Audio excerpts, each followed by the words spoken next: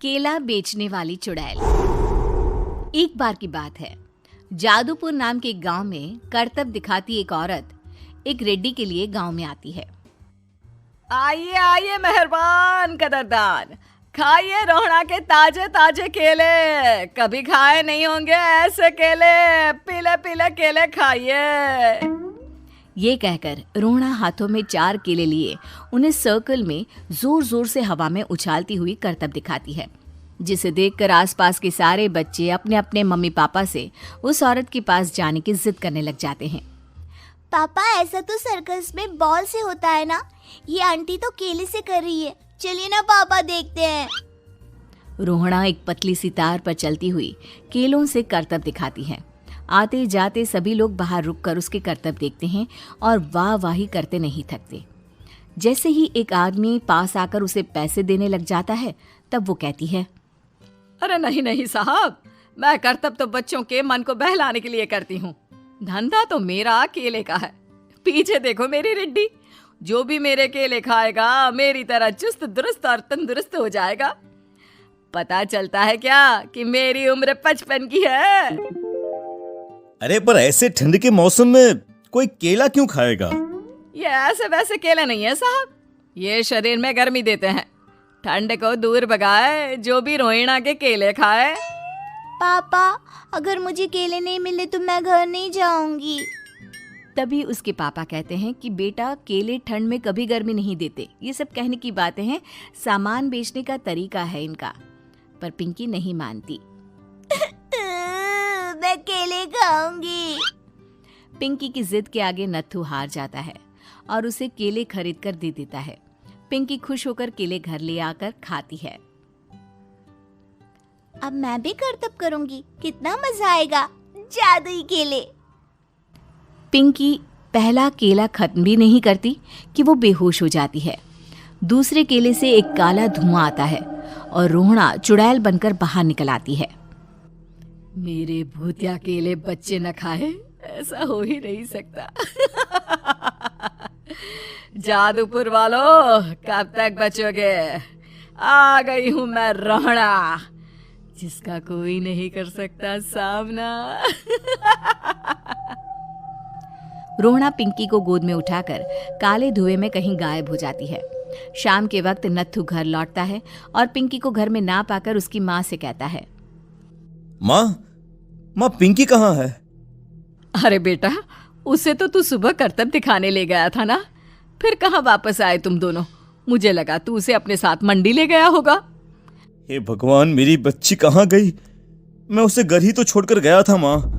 नत्थू गांव के घर कोने में अपनी बेटी को ढूंढता है, पर उसे वो कहीं नहीं मिलती। परेशान होकर आखिर रो रो कर नत्थू हिम्मत हार कर घर लौट आता है। अगली सुबह रोहड़ा फिर से करतब दिखाने आती है और इस बार पिंकी की तरह रोनी केले खरीद लेता है। 50 रुपए दिए थे पापा ने, सारे पैसों की मैंने केले खरीद लिए हैं। अब मैं भी आंटी की तरह ही करतबबाज बन जाऊंगा। यही सोचते हुए रोनी केले खाता है और पहला अकेला केला आधा खत्म भी नहीं करता कि चुड़ैल उसके सामने आ जाती है। मेरे साथ चलने का समय आ गया है रोनी। ये तो बस शुरुआत है। अब इस गांव के सारे बच्चे धीरे धीरे मेरे कब्जे में होंगे, एक बच्चा भी नहीं बचेगा। ये कहकर रोना रोनी को गोद में लेकर काले धुएं में अदृश्य हो जाती है। इसके बाद हर रोज गांव में से कोई ना कोई बच्चा गायब होता, पर ऐसा क्यों हो रहा है किसी को भी समझ में नहीं आ पा रहा था। रोज की तरह अपनी बेटी पिंकी की तलाश में नत्थू गांव के एक तालाब के पास बैठा रो रहा था। कहाँ गई मेरी पिंकी? शकुंतला के जाने के बाद एक वही तो मेरा सहारा थी। अरे उसकी आत्मा कोस रही होगी मुझे कि मैं अपनी बच्ची को संभाल भी नहीं पाया। नत्थू ये कहता हुआ रो ही रहा था कि तभी तालाब में से उसे शकुंतला की आवाज सुनाई देती है। कहाँ थी तुम शकुंतला? हमारी बच्ची और सारे गायब हुए बच्चे रोहड़ा के कब्जे में हैं। वो बच्चों को जो केले देती है उससे बच्चे बेहोश हो जाते हैं और उसके कब्जे में आ जाते हैं और वो उन्हें ले जाकर काली दुनिया में ले जाती है। पर वो ऐसा क्यों कर रही है? ये मैं नहीं जानती, पर उस दुनिया का रास्ता मैं आपको बता सकती हूँ। जहां ये नदी खत्म होती है वहां एक केले का पेड़ है, उसके नीचे एक दरवाजा है, वहीं से रास्ता जाता है उस दुनिया का। ये कहकर शकुंतला की आत्मा गायब हो जाती है। गांव के सभी लोग झुंड बनाकर उसी रास्ते से काली दुनिया में चले जाते हैं और वहां देखते हैं कि सारे बच्चे वहां काम कर रहे थे। पापा मुझे ले चलो यहाँ से। पापा पापा। सभी बच्चे अपने मम्मी पापा से लिपट जाते हैं। तो तुम लोग यहाँ तक आ गए? क्यों हमारे बच्चों को पकड़ लिया तूने? तुझे शिकार ही बनाना है तो ले, हम सब आ गए हैं, हमें खा ले। नहीं, मुझे बच्चे चाहिए। मेरे बच्चे के बदले तुम लोगों के बच्चे। क्या मतलब? मैं इसी गांव में रहने वाली एक औरत थी। केले की चोरी के इल्जाम में मेरे बेटे को गांव वालों ने इतना मारा कि वो मर गया। उसी दिन मैंने ठान लिया कि गांव वालों का भी वही हाल करूंगी। कुछ दिन बाद बेटे के चले जाने के दुख में मैं भी मर गई और मेरी भटकती आत्मा एक चुड़ैल बन गई। और फिर मैंने बदला लिया तुम सबके बच्चे छीनकर।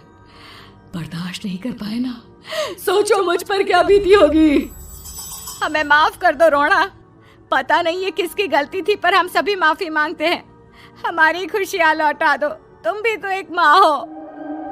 गांव वालों की बात सुनकर रोना का मन पिघल जाता है और वो बच्चों को छोड़ देती है। उसके बाद काली दुनिया बच्चों के लिए जादुई दुनिया बन जाती है। अब कोई भी कभी भी वहां आ जा सकता था।